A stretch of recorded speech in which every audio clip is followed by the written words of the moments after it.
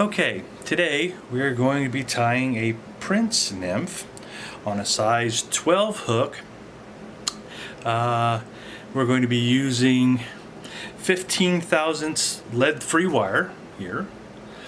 As a part of our weight, we have a silver tungsten bead made by White River. See these guys here. Then we have we're going to be using just strung peacock herl as our body, and we're going to be using ultra fine gold wire as our rib, and we have some brown goose biots and we have some tan goose biots that we're going to be using as the tail and wings respectively. So what we're going to do is we're going to start off with our lead wire here, or lead-free wire I should say, and we're going to put about 10 or 11 wraps on it.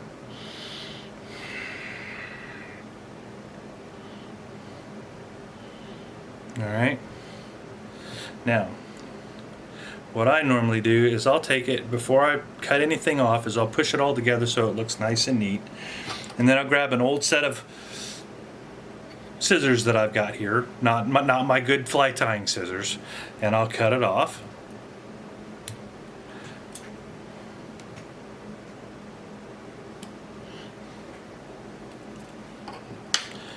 And then what I'll do is I'll just take these ends and I'll kind of push them up against this hook shank, and then take the whole thing and push it into the bead, because what that does, it helps hold it in place. Now I'm using a 70 denier by Danville thread today, and that's roughly a 6/0, and it's in red. Most people use a brown or a black. I use red just because of the contrast that it gives when you're doing the wings. Tie that in and cut it off, and then what I'm going to do is build up a little bit behind the lead wrap, or lead-free wire wrap, and then I'm going to wrap onto it. I'm not trying to get down in between it, I'm trying to get on top of it, and what that'll do is it'll help hold it in place. Alright, and then I'm going to go all the way back. Now on this particular hook, I've squished down the barb here so that, you know, of course, when you're fishing for trout, you want barbless because it's funner, more fun that way. Funner, yeah, good English. Now we have our, I'm going to take my first goose biot here, and I'm going to stick it curved side down, and a kind of a going at a diagonal across the hook, and to measure it out, I'm going to go from the back of the bead to roughly where it starts to bend, and that's about the length of the tail that I want.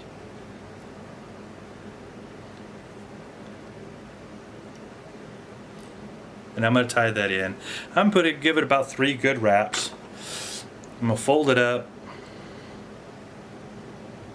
and cut it off. I'm going to grab me another one right off the end. Doesn't have to be anything spectacular.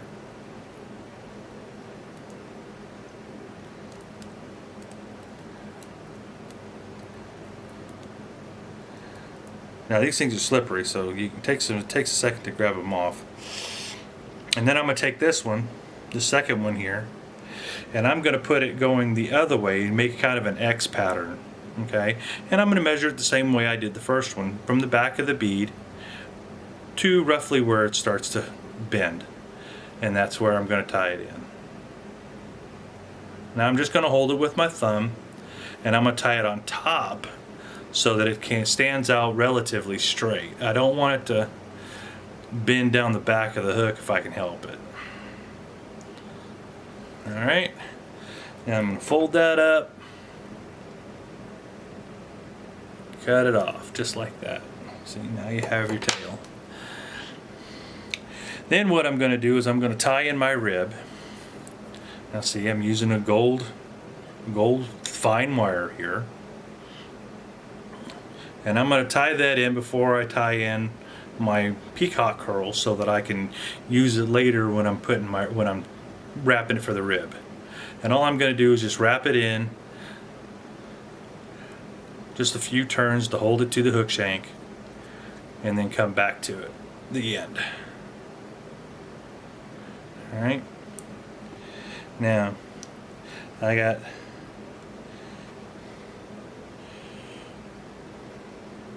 three strands of peacock curl here. I can't talk today. And I'm just going to even those tips out. And because the tips are normally really thin, what I'm going to do is I'm going to cut off about that much of them. And what that does is it helps keep it from breaking off while I'm trying to wrap them around the body or the hook shank.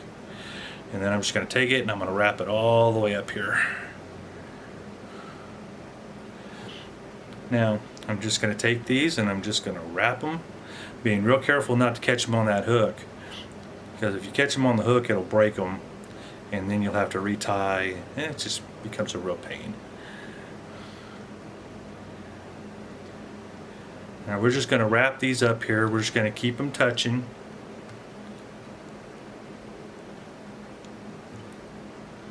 Now the way I do this is I go all the way up because of the way I tie in the legs.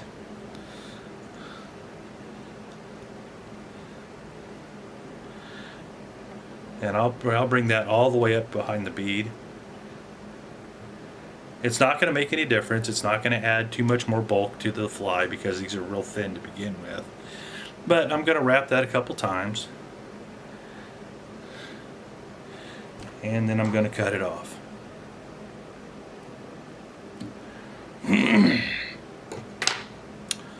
Now, on my rib, I am going to go the opposite direction just because it seems to hold the peacock curl on better and give it a little bit more reinforcement than if you go the same direction. It tends to wrap over it better. Then I'm just going to tie that in once I get up to the top. Give that about 3 wraps to hold it in really well.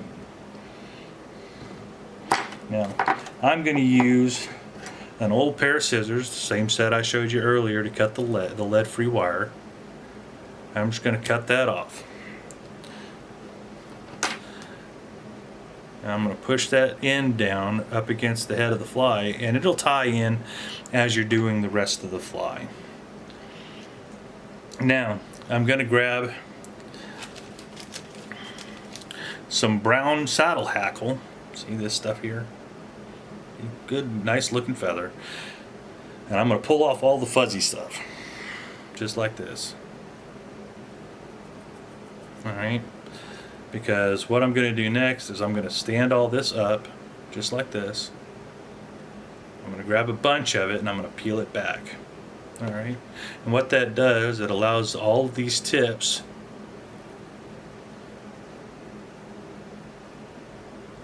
to line up together. Alright, just like that. Now what I'm going to do is I'm going to turn this on its side so that I can see the far side of the fly.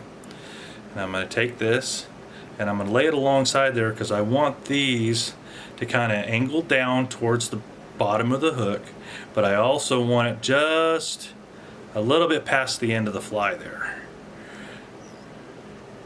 And I'm going to take this, get a loose wrap, and then I'm going to just kind of cinch it down a little bit.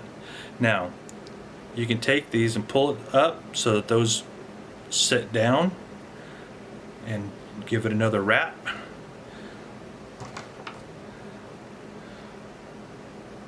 And don't pull too hard, and you can cut that off.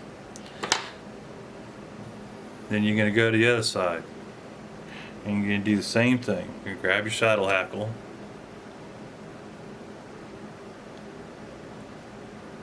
Pull those off. You line up the ends again.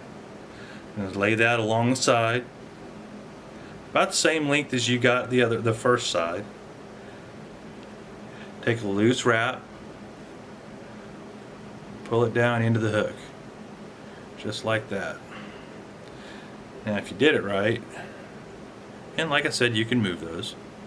If you did it right, those things will lay down, and there you have your legs. You can go back upright, just like that. There we go. Oh, that's looking good. Alright, now because normally these are customarily made with white goose biots, I don't happen to have any on hand, but I do have some tan ones on hand. So what I'm going to do is I'm going to strip a couple of these off.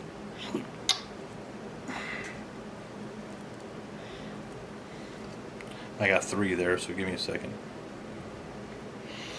I got 2 of these.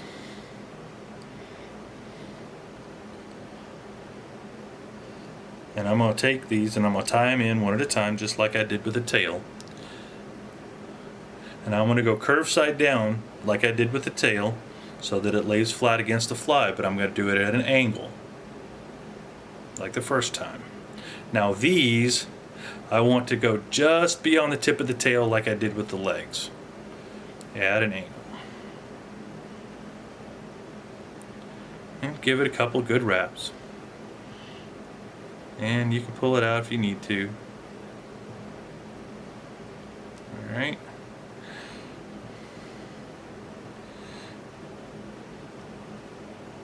And we do the same thing with the other one. Measure it out. It's going to go right about there. Tie it in. We're going to give that about 2 to 3 wraps. Then I'm going to pull those back and I'm going to go in behind them. And what that's going to do, it's going to allow those to stand up so they're a little easier to cut off.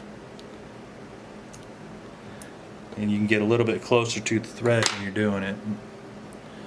And then you're going to give it about 3 or 4 wraps to cover up those ends.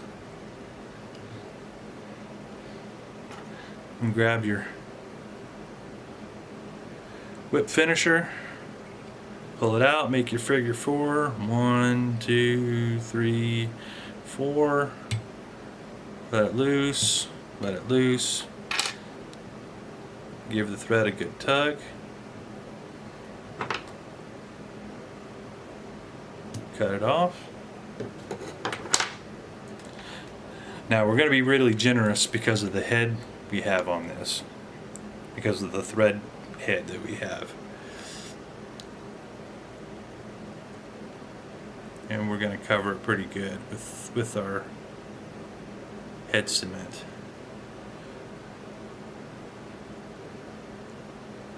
There we go. And there we have our Prince Nymph. Thank you very much, and I hope that you like and I hope you subscribe. We'll see you next time.